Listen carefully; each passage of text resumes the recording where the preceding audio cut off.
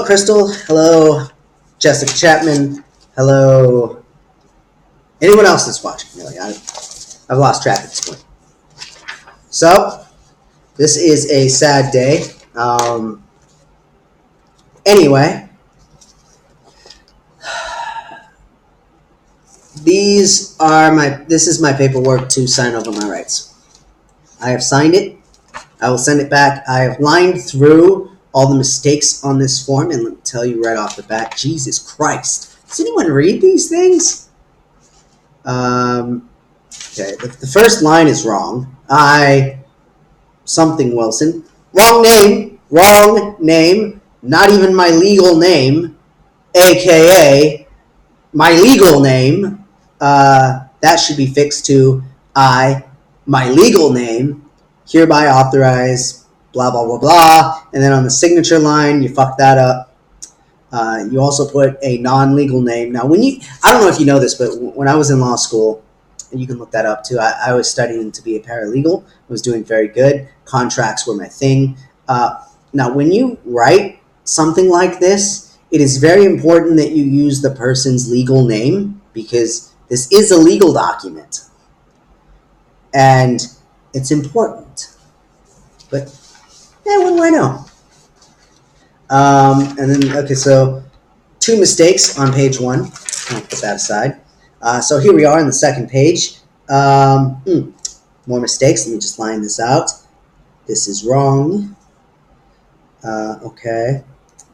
On page 2, line 12, that, again, same issue as on page 1. What you need to do when writing one of these contracts, or legal documents, I'll say, is you need to use their legal name. It's very, very important that you use the legal name that is on file.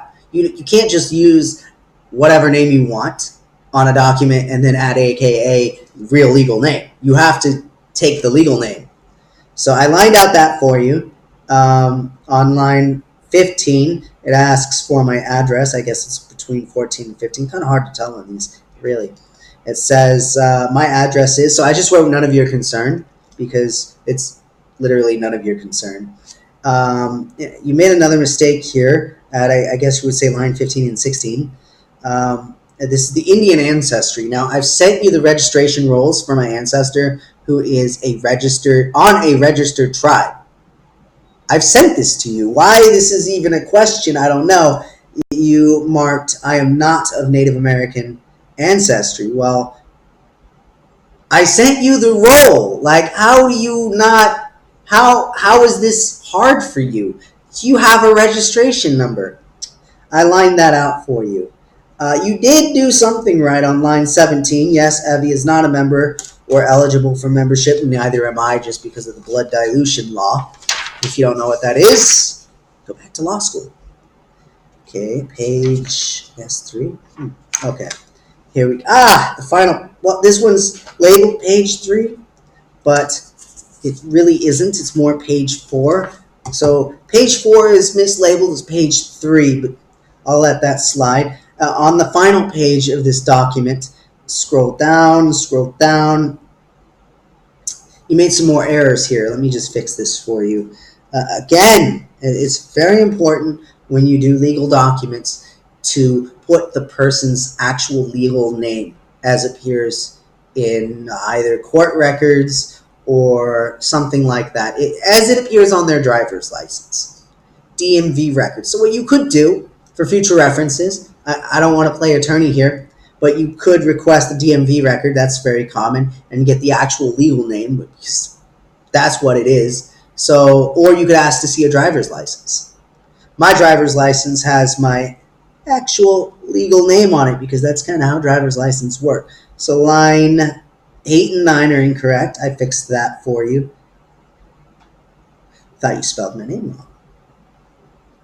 Now, a couple things. If we're looking at page 4, not page 3, because page 3 is mislabeled, page 3 would be the previous page. Currently, in the legal document, page 4, line 1, section 13.0, I have read or have had read to me the foregoing, and I hereby understand the same. The foregoing consent, here we go into line 2, the foregoing consent has been given freely, voluntarily, and with full knowledge of the consequences, and the consent is not the result of fraud or duress, nor am I acting under the influence of anyone. Now, we all know that that's bullshit, right?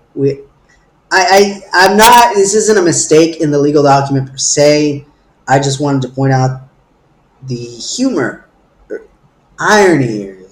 I'm really not sure what the word would be for this, but when you force somebody to sign a document that says they are not being forced to sign the document, and so here's the thing. I don't want to sign this. I don't want to give up rights to my daughter that were taken against my will, but here I am, left with literally no other option. You told me via email, and I'll pull it up on the screen if you want, it says I have two options. I can sign this document and terminate my rights, or I can wait and have my rights terminated anyway, or we can go to trial and we'll lose because you're an incompetent attorney. So I will sign this, even though you've made plenty of mistakes. I would rewrite it myself, but quite honestly, you're not paying me enough. Actually, you're not paying me at all, which is a huge problem. Now, I did want to cover some stuff real quick. I know I'm running out of time. These little ditties here, let me really spread them out. These babies here are, that is more complicated than I thought. These are transcripts, all unofficial, obviously, because getting official transcripts sent overseas in a timely manner in which would fit your timeline, fucking insanely hard, but I'm sure you would know that. So, Karen Neasley perjured herself in court, I guess recently, the last time I was, and she said that she could not verify my education and therefore use that as grounds to petition the court to allow her a psych eval because she thought that I was stupid and lying.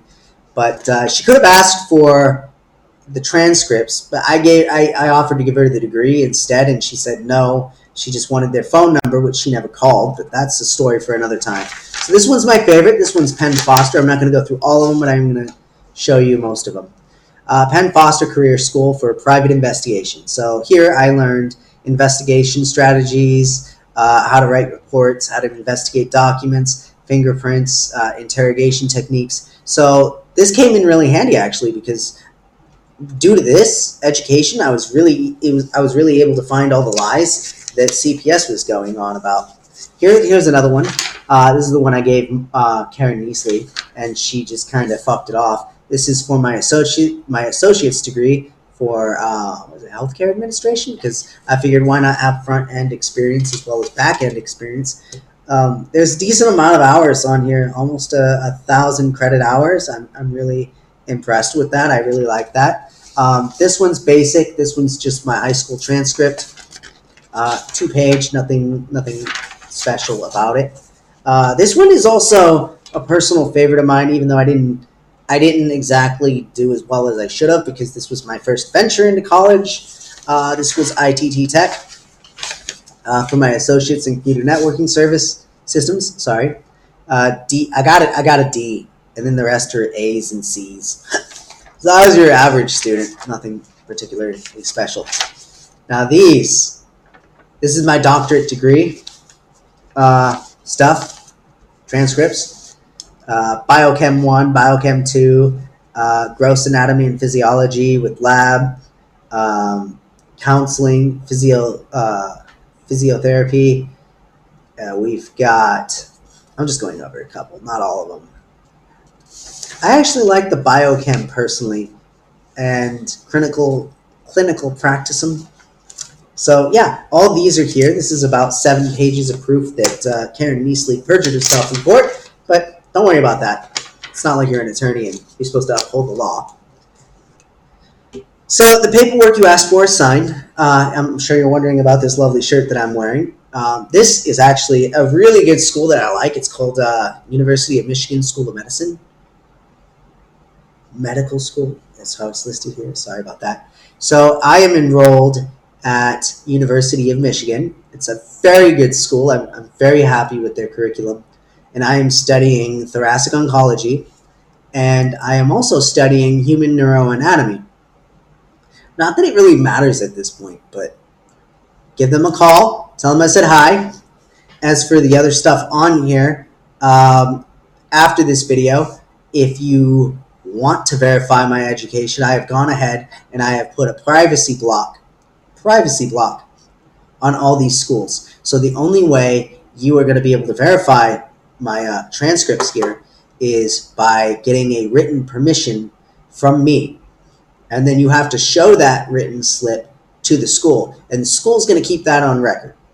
So that way, if you call these schools and try and lie and say I didn't go there, I'll know, because now you actually have to have a written record, a paper trail. So basically, I'm attaching a paper trail to your lies. I will scan these pages and get them right back to you. My transcripts are listed here. And I just wanted to point out that your theory and your strategy here is quite flawed. Because you see, something's going to happen when Evie grows up. Evie's going to grow up and she's going to ask the question, why is my dad not here? Why was I adopted? Question we all ask. I myself was adopted, and because I was adopted, I have the same questions. And since she is my daughter, I know exactly what she's going to do, because I've known exactly how all this would turn out from day one. The second you guys took Evie from me, I told Beth, hey, she's not coming home. They're not going to give her back. They're going to put her up for adoption, milk us for child support. And what do? They milked us for child support, and they put her up for adoption. Damn if I wasn't right. Thank you, Penn Foster School of Private Investigation. Now, someday she's going to have that question. She's going to ask, why?